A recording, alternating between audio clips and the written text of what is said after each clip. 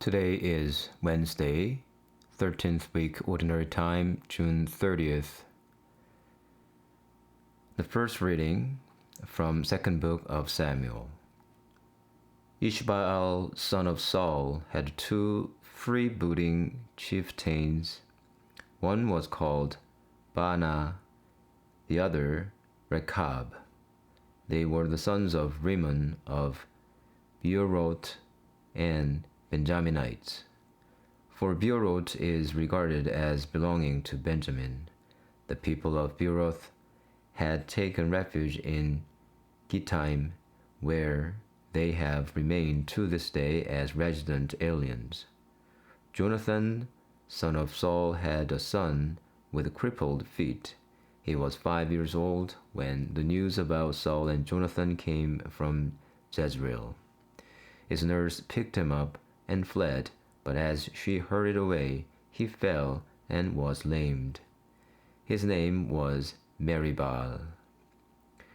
The sons of Rimmon of Beeroth, Rechab and Baanah, set out. They came to Ishbaal's house at the hottest part of the day, when he was taking his midday rest. The woman who kept the door had been cleaning wheat, and she had drowsed off to sleep. Rechab and his brother Baanah stole by and entered the house where Ishbaal was lying in his bedroom on his bed. They struck and killed him and cut off his head, and taking the head with them, they traveled all night by the road of the Arabah. They brought Ishbaal's head to David at Hebron. Here, they said to the king, is the head of Ishbaal, son of Saul, your enemy, who sought your life. The Lord has avenged my lord the king today on Saul and on his offspring. But David answered Rechab and his brother Baanah by saying, as the Lord lives, who has delivered me from all adversity, the man who thought to bring me good news when he told me Saul was dead, this man I seized and killed in Ziklag, rewarding him for his good news. How much more when bandits have killed an honest man in his house and on his bed? Am I not bound to demand account of his blood from you and wipe you from the earth? Then David gave an order to his soldiers, who put them to death, cut off their hands and feet, and hung them up beside the pool of Hebron. Ishbaal's head they took and buried in Abner's grave at Hebron. All the tribes of Israel then came to David at Hebron. Look, they said, we are your own flesh and blood. In days past, when Saul was our king, it was you who led Israel in all their exploits. And the Lord said to you, you are the man who shall be shepherd of my people Israel. You shall be the leader of Israel. So all the elders of Israel came to the king at Hebron, and King David made a pact with them at Hebron in the presence of the Lord, and they anointed David king of Israel. David was 30 years old when he became king, and he reigned for 40 years. He reigned in Hebron over Judah for 7 years and 6 months. Then he reigned in Jerusalem over all Israel and Judah for 33 years. David and his men marched on Jerusalem against the Jebusites living there.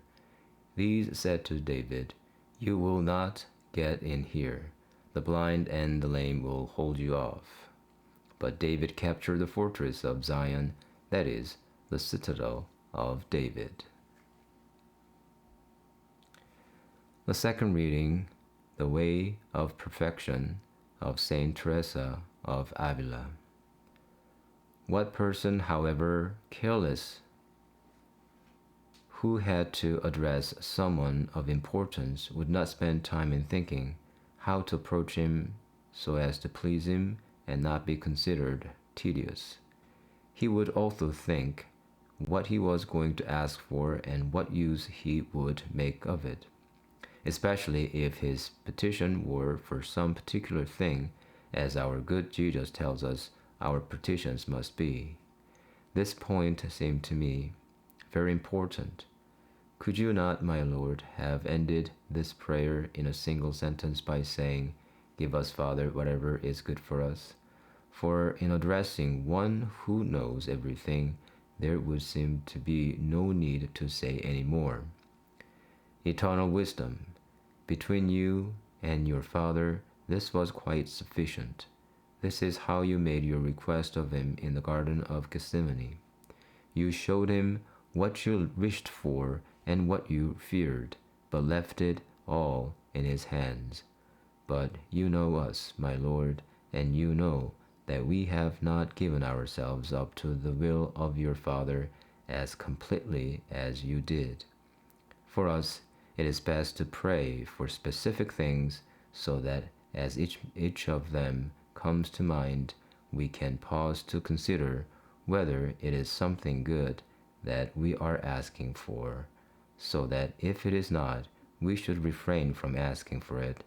Otherwise, we will not accept what God chooses to give us, even if it is far better than what we asked for, simply because it is not exactly what we asked for. We are the sort of people who cannot feel rich unless we feel the weight of the actual coins in our hand.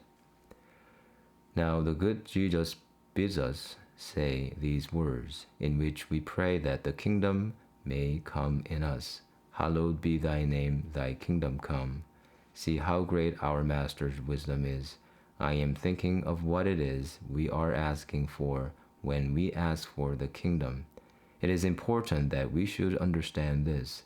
His Majesty saw that because of our weakness, we could not hallow or praise or magnify or glorify the holy name of Eternal Father in a way adequate to its greatness. We could not, that is, do it by ourselves if His Majesty did not help us by giving us His kingdom here on earth. And so the good Jesus places these two petitions, "Hallowed be thy name" and "thy kingdom come," next to each other, so that we can understand what we are asking for and why it is important to beg for it and to do all we can do please the one who is able to give it to us.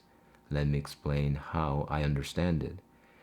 Now then, the greatest joy in the kingdom of heaven seems to me to be that we will no longer be tied up with earthly concerns, but will have rest and glory within us, rejoicing that gives joy to everyone, peace that lasts forever, satisfaction in ourselves, a satisfaction that comes from seeing how everyone is praising the Lord and blessing and hallowing His name, while no one offends Him. Everyone loves Him. Each soul has no wish other than to love Him.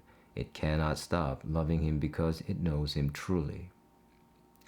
If only we knew Him like that even here on earth, we would love Him in the same way, not with that degree of perfection, of course, but in a very different way from the way we love Him now.